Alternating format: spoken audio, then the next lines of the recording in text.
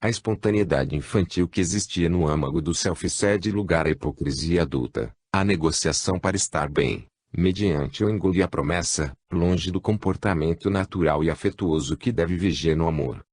As expectativas de quem ama são decorrentes da visão distorcida da realidade afetuosa, esperando planificar-se com a presença de outrem, esquecendo-se de que ninguém pode proporcionar ao ser mais amado aquilo que não foi gerado nele mesmo. Pode oferecer-lhe estímulos valiosos para o encontro do que já possui em germe, mas não pode transferir-lhe, por mais que o deseje. Da mesma forma, não se consegue felicitar senão aquele que já mantém o conflito da desarmonia interior, embora submerso em neblina, que vai dissipada pelo calor da realidade, que é a exteriorização do outro conforme é, e não consoante a imagem que se lhe fez. Na experiência do amor, é indispensável o autoenriquecimento, a fim de poder entender e sentir a manifestação afetuosa do outro que lhe comparte as alegrias e que lhe reparte as satisfações. A viagem do amor é sempre de dentro para fora, sem ornamentos exteriores, que muitas vezes disfarçam-lhe a ausência em face dos conflitos nos quais o indivíduo se encontra mergulhado. Por imaturidade psicológica, as pessoas fingem amar, sonham que amam, permutando brindes, que muito bem foram definidos por Erich Fromm e outros autores como a orientação para transações. Acostumadas a negociar, pensam que a experiência do amor deve ser revestida de outros interesses que despertem cobiça e facultem a ansiedade de lucros.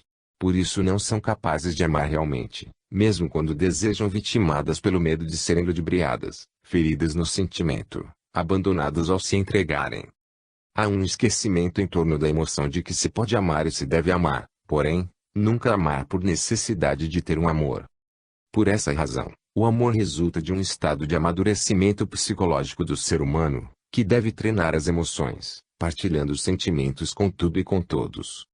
Quando se ama um cão, um gato ou outro animal qualquer, nunca se espera que ele seja algo diferente da própria estrutura ou que alcance um nível impossível na sua faixa evolutiva.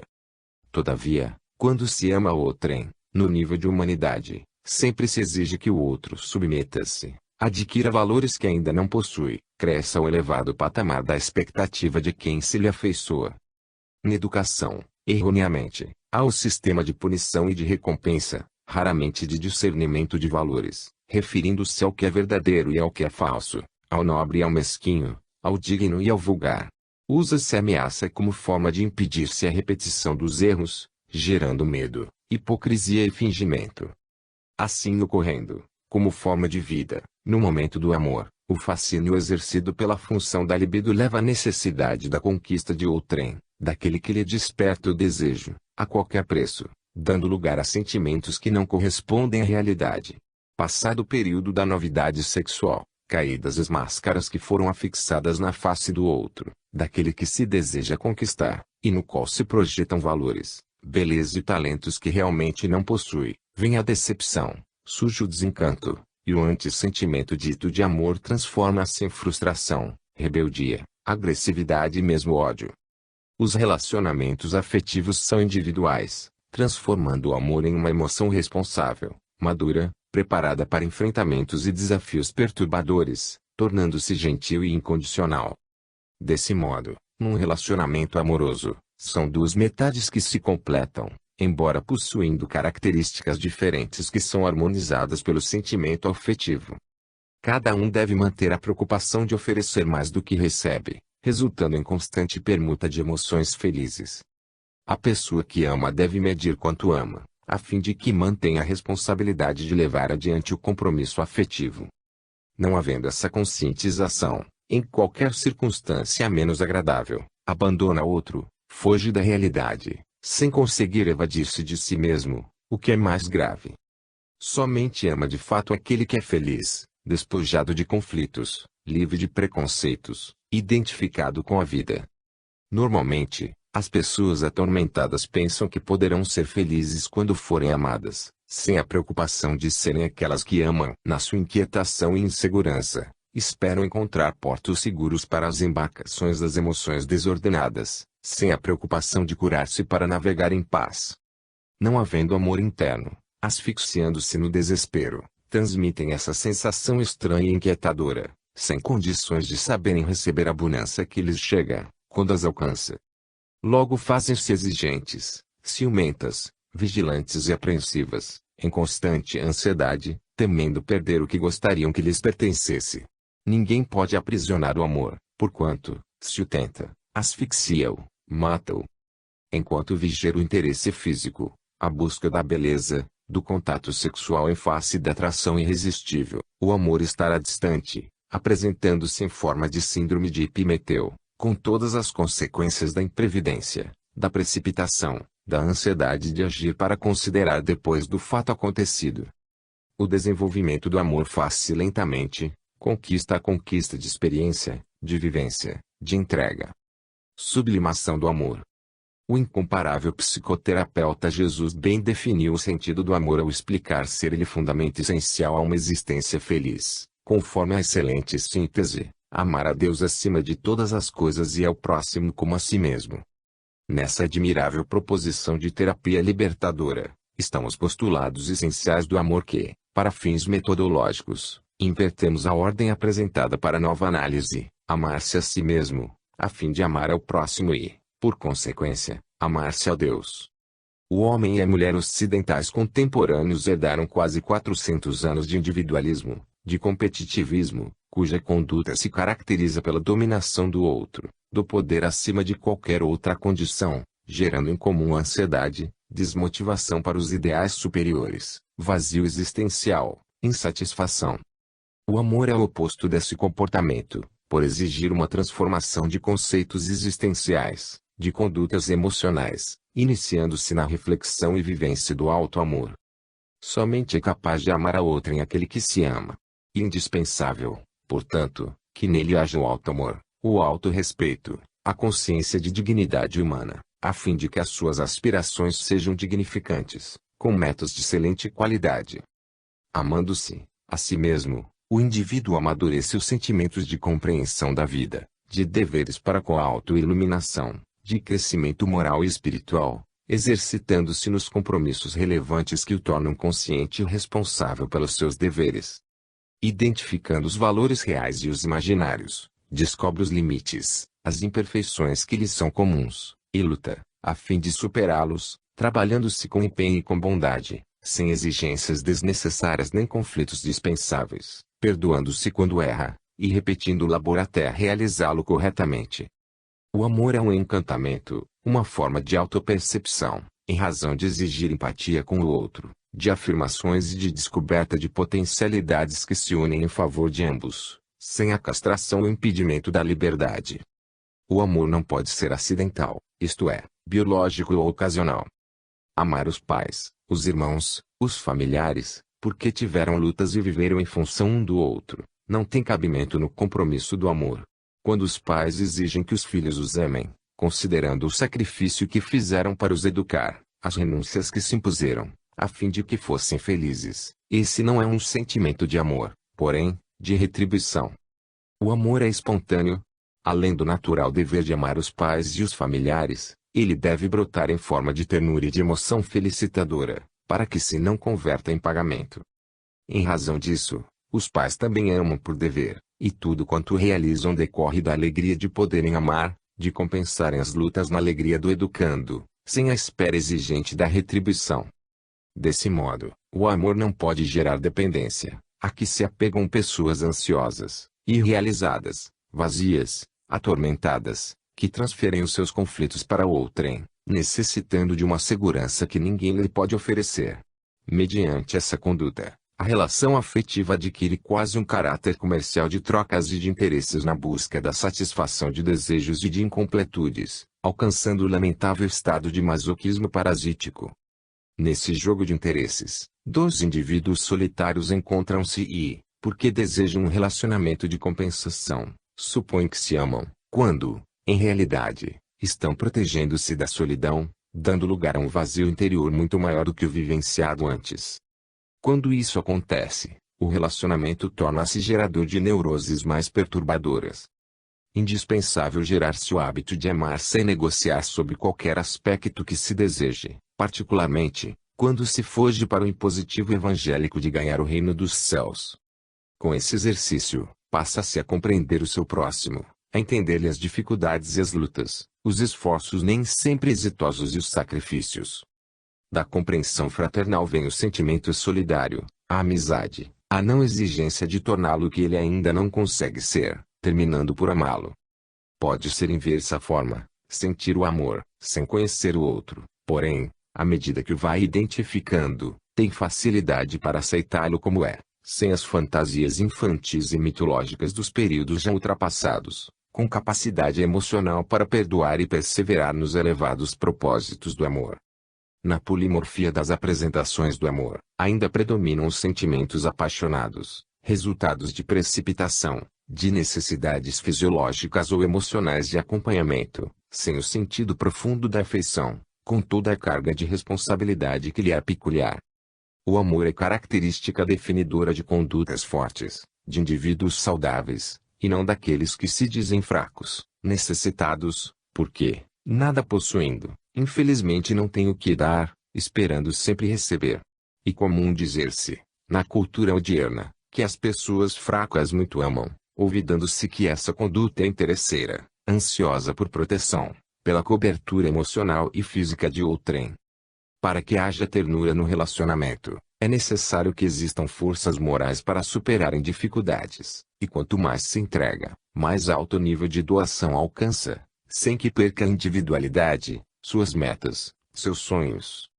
Quando alguém se convence de que é fácil amar, num comportamento realista, faculta-se a disposição de abandonar as máscaras ilusórias e fantasistas com que muitos vestem o amor, permitindo-se a realização pessoal psicológica no ato da afeição.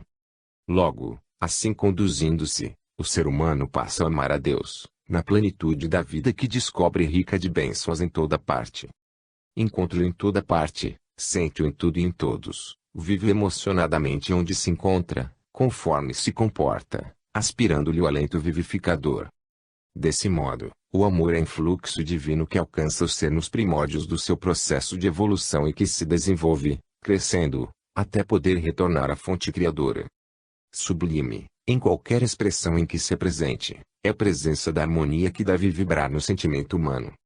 Partindo das manifestações dos desejos sexuais até as expressões de renúncia e santificação, o amor é o mais eficaz processo psicoterapêutico que existe, ao alcance de todos.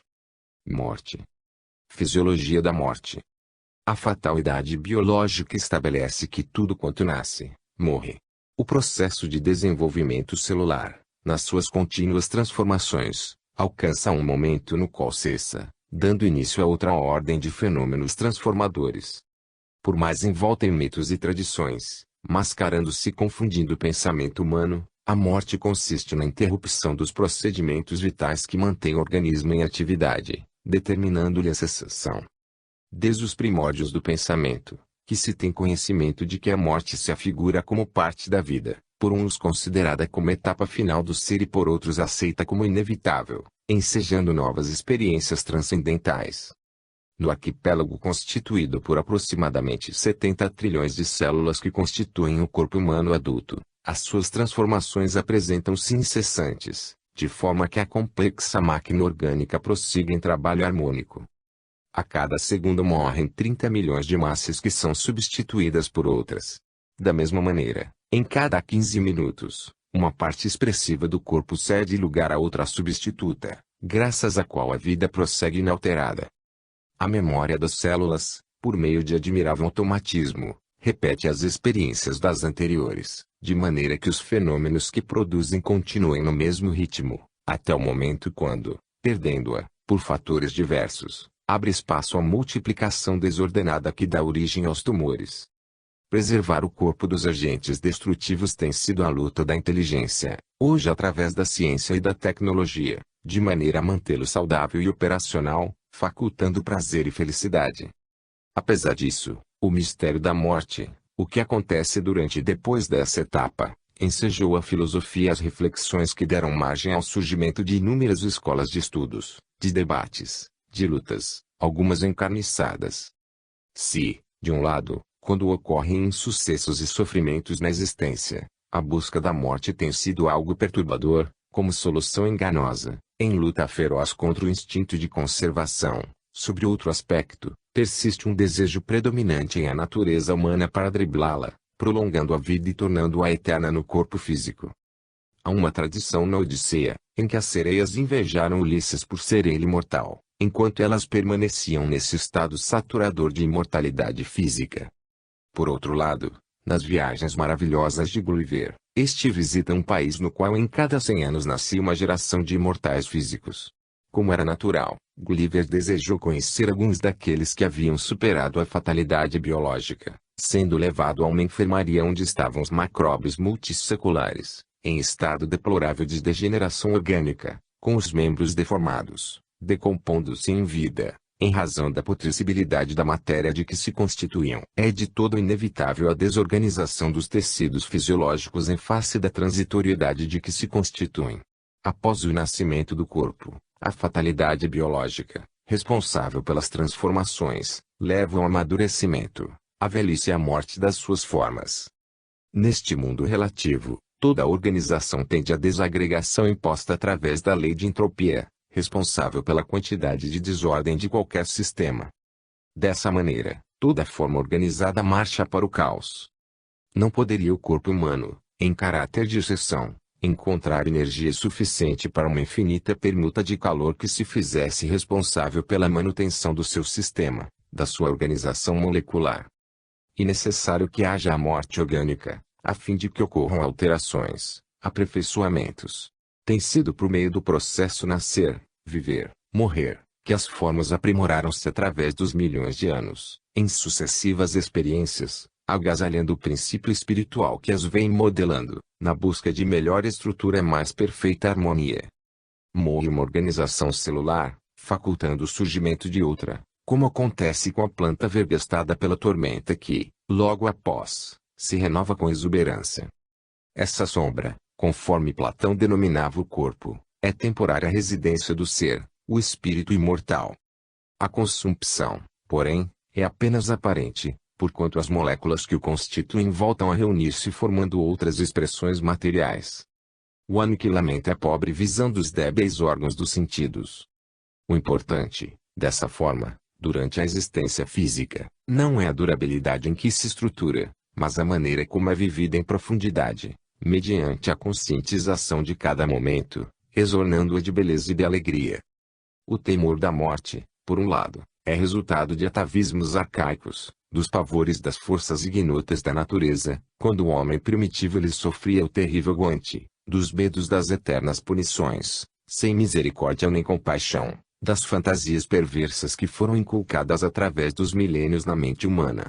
Por outro, é também o receio do enfrentamento da consciência que se desvela, por ocasião do renascimento espiritual além das cinzas e do pó orgânicos, desnudando o ser. Ainda pode resultar da cultura materialista, que a considera como o apagar da memória, da inteligência, o destruir da razão, dessa maneira, o retorno ao nada. O quimismo cerebral, por mais se estabeleçam teorias em torno da sua responsabilidade na construção do pensamento, da consciência, da razão, não consegue oferecer a visão real em torno da lógica do existir, dos raciocínios abstratos, como resultado de conexões neuroniais, facultando elucubrações e concepções audaciosas. O cérebro não produz a mente, razão pela qual a sua morte não deve constituir motivo de temor. Transtornos depressivos graves também ocorrem como efeito do pavor da morte, induzindo os pacientes a fugirem das reflexões saudáveis para mergulhar, embora sem o desejar, naquilo que receiam. A única atitude lógica diante da morte é a fixação na vida e nas suas concessões, experienciando cada momento de forma adequada, mesmo quando tudo aparentemente conspira contra essa atitude. No diálogo com os seus juízes, Sócrates assim se expressa: de duas uma, ou a morte é uma destruição absoluta, ou é passagem da alma para outro lugar. Se tudo tem que extinguir-se, a morte será como uma dessas raras noites que passamos sem sonho e sem nenhuma consciência de nós mesmos. Porém, se a morte é apenas uma mudança de morada, a passagem para o lugar onde os mortos se têm de reunir, que felicidade há de encontrarmos lá aqueles a quem conhecemos. O meu maior prazer seria examinar de perto os habitantes dessa outra morada e de distinguir lá, como aqui, os que são dignos dos que se julgam tais e não são. Mas, é tempo de nos separarmos, eu para morrer, vós para viverdes. Kardec, Alain, O Evangelho segundo o Espiritismo, Introdução. Inevitabilidade da morte. Não se pode estabelecer por definitivo quando ocorrer a disjunção molecular. Fatores complexos, que procedem de existências transatas e realizações atuais, postergam ou antecipam o instante da desencarnação, que pode ser por procedimentos fatais, denominados como tragédias, ou acidentes de qualquer natureza, mediante o curso de enfermidades de breve ou de larga duração. Indispensável estar-se consciente da ocorrência que terá lugar no momento adequado, nada obstante, sem assumir qualquer tipo de expressão de infelicidade ou de desgosto. O suceder do tempo é instrumento de aproximação do momento libertador. Quanto mais se vivencia o corpo, mais próxima se encontra a ocasião transformadora da sua estrutura. Eis porque se deve viver em harmonia em todos os instantes, acumulando experiências, adquirindo sabedoria, evitando ideações perturbadoras do que sempre se transformam em conflitos e desequilíbrios. Quando se está diante de acontecimentos inesperados, torna-se indispensável a manutenção do pensamento em torno da brevidade do corpo e da perenidade do espírito, preparando-se para que, a qualquer instante, haja interrupção do fluxo vital. As enfermidades, quando se instalam, apresentando-se como veículo da futura disjunção celular, sempre produzem estados inquietadores, especialmente naqueles que consideram a viagem carnal como única.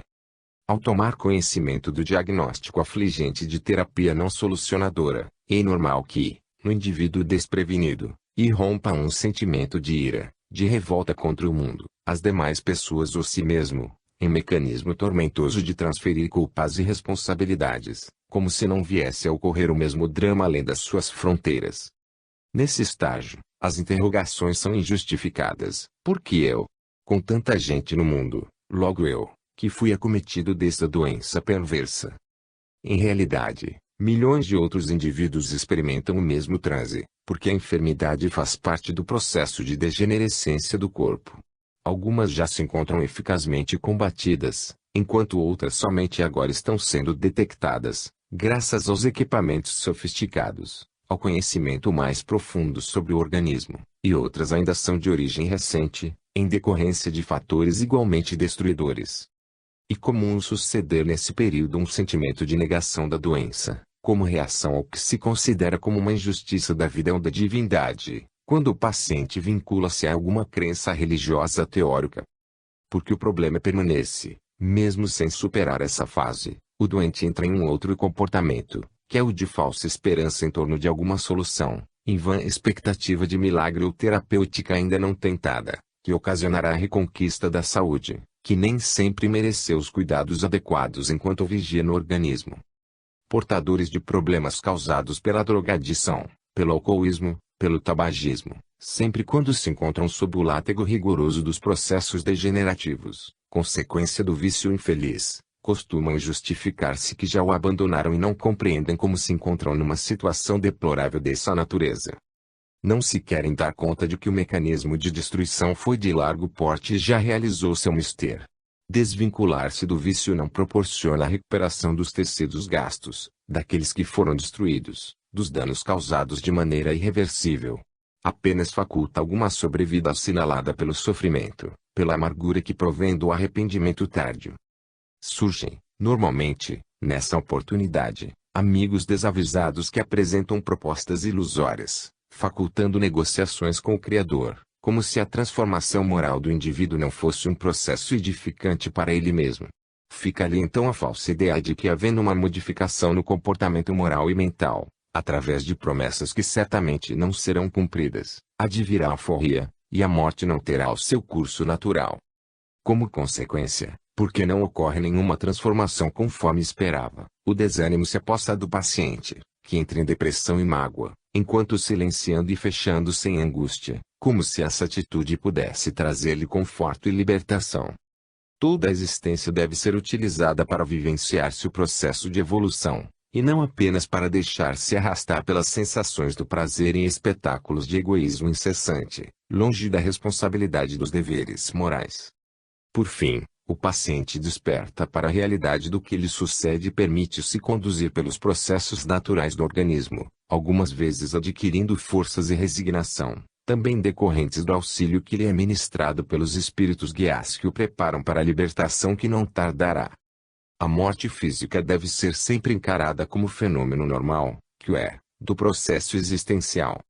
Quando ocorram distúrbios orgânicos prenunciadores da desencarnação, que não se façam acompanhar de dissabores nem de sofrimentos demasiados, transformando a ocorrência em maravilhoso dom de espera, fruindo-se as concessões da vida, que prossegue e pode ser experienciada de outra maneira que não habitual. Quando o príncipe Siddhartha Gautama realizou a sua viagem pelo interior do seu país, a fim de conhecer a vida, ao defrontar a velhice, a enfermidade e a morte, compreendeu de imediato a vacuidade das ilusões, e buscou interpretar o sentido existencial, o objetivo psicológico da caminhada humana. Reflexionando, mergulhando no profundo abismo de si mesmo, constatou que tudo são sofrimentos necessários ao aprimoramento do ser real, o espírito imortal. Todo indivíduo inteligente deve interrogar-se em torno da transitoriedade do corpo físico e dos objetivos da vida humana, meditando com equilíbrio, a fim de encontrar as respostas sábias para aplicá-las no cotidiano. Uma doença grave, uma paralisia, uma amputação ou qualquer outra ocorrência prenunciadora de morte não deve destruir ou perturbar os dias de que se dispõe, sendo viável que o paciente adote uma conduta edificante, propiciadora de bem-estar para si e de satisfação para aqueles com os quais convive. A morte não tem o direito de esfacelar os afetos, de desarmonizar os sentimentos, de perturbar a marcha da evolução, porque, em vez de destruir a vida, somente transfere o viajante para outra dimensão, para outra realidade, facultando-lhe a continuação dos anelos, o prosseguimento da afetividade, a ampliação da esperança em torno de melhores dias do futuro. E normal que, desejando-se viver, a velhice, a enfermidade e a morte sigam em pós. Há muita beleza em todas as expressões da vida, particularmente na etapa terminal da existência, bastando que se adquira a óptica própria e se adaptem os sentimentos à situação na qual se transita. Psicologicamente, a felicidade pode apresentar-se de maneiras variadas, apenas alterando a face da realidade que se deve adaptar às circunstâncias do momento. Libertação pela morte. O corpo é, portanto, abençoado presídio celular temporário que retém o espírito, impedindo-lhe a lucidez plena da realidade, facultando-lhe o germinar das divinas potências que lhe jazem adormecidas no ímã e que procedem de Deus, herdeiro que é das suas sublimes concessões. A morte, desse modo, deve ser cuidadosamente estudada e comentada em todas as oportunidades existenciais, a fim de que seja liberada dos artifícios que lhe foram colocados pela ignorância e pelas religiões do passado. Fazendo parte do processo normal da vida, não pode ser deixada à margem dos acontecimentos, como se merecesse consideração apenas quando se apresenta, arrebatando um ser querido ou anunciando-se como preparada para conduzir o próprio indivíduo. Educando-se o cidadão com vistas ao seu triunfo social e econômico, moral e cultural, é necessário colocar-se também em pauta uma programação para a conscientização em torno da morte, tendo em vista ser uma fatalidade da qual ninguém se livra. Preparando-se para morrer de maneira digna e natural, o ser humano altera completamente a paisagem social em que se encontra, por estabelecer condições para que o fenômeno transcorra sem choque nem traumatismo, ante a certeza do reencontro que facultará o prosseguimento das afeições, a liberação das mágoas, a ampliação da capacidade de compreender e de desenvolver os valores espirituais que os unam a todos. Muitos males podem ser evitados, quando se estabelece um programa consciente para a morte, que faculta a aquisição de recursos morais de imediata aplicação, capacitando o ser humano para a compreensão da jornada efêmera em que se encontra e do prosseguimento da realidade que enfrentará após o despir dos trajes orgânicos. Mantida como um mito que somente alcança os demais, sempre quando se anuncia, causa pânico, revolta, desequilíbrios outros que esfacelam os ideais em que se apoiam os indivíduos, quando não os precipitam, paradoxalmente, na sua direção, mediante atitudes perversas das extravagâncias com as quais se pretende desfrutar os últimos dias de vida ou hediondo suicídio. Esse engodo em torno da perenidade do corpo tem sido responsável pela amargura em que muitos se afundam quando convidados a reflexionar em torno da morte de outrem que lhe é querido, ou tem se tornado responsável pelo desequilíbrio de diversos, não raro arrebatando outras existências também, que não se conformaram com a ocorrência previsível. A inevitabilidade do acontecimento exige que se tenha sempre em consideração o seu impositivo, de modo que as ilusões cedam lugar à realidade, e mesmo as fantasias que constituem recurso de devaneio e de prazer para muitos, sejam diluídas sem aflições nem desencantos. Dessa maneira, surgem os compromissos com os atos saudáveis, os pensamentos corretos e as confabulações edificantes, propiciando valores emocionais que libertam das injunções fisiológicas após a ocorrência libertadora. Quando isso não se dá, as fixações doentias, os hábitos insanos, as condutas perturbadoras atam o espírito a essas e outras paixões, proporcionando-lhe sofrimentos inimagináveis, até que se diluam os vestígios materiais pela decomposição cadavérica. Mesmo quando isso ocorre, as impressões permanecem dando a ilusão de que não houve interrupção da organização material, e o espírito, alucinando-se, nega-se a compreender o estado em que se encontra, tombando em distúrbios complexos e aflitivos. O amadurecimento psicológico do indivíduo trabalha para considerar que, por mais longa se lhe apresente a existência, chegará sempre o momento em que será interrompida, e, dessa forma, equipa-se de sentimentos de renúncia e de abnegação, tornando-se grato pelas experiências adquiridas, assim como anelando pela conquista de outras realizações enobrecedoras. A saúde emocional legítima examina o fenômeno desencarnatório sem abrir campo a qualquer tipo de transtorno, proporcionando uma vivência significativa e profunda de cada instante, de cada realização, de todo sentimento expresso. A conscientização, portanto, em torno da efemeridade da vilegiatura carnal, amadurece os sentimentos, que se desapegam da posse e superam os caprichos do ego, dando maior valor às realizações do self, que passa a merecer melhor contribuição de esforços e de atividades iluminativas. A psicoterapia preventiva trabalha em favor da autoconsciência em torno da vida e da morte, constituindo a realidade única, a imortalidade do espírito. A psicoterapia curadora, quando a morte ameaça ou arrebata alguém muito caro, propõe o despertar da razão, sem preguiçismo nem rebeliões, objetivando a análise direta e sem disfarce das vantagens de que se reveste a diluição do corpo, candidata ao envelhecimento, às desorganizações, à perda da estrutura com que se apresenta. Livre do medo da morte, o cidadão avança pelos rios do destino na barca da autoconfiança, desbravando os continentes existenciais com alegria, sem qualquer tipo de limite, porque o seu horizonte é o infinito para onde ruma. Fim.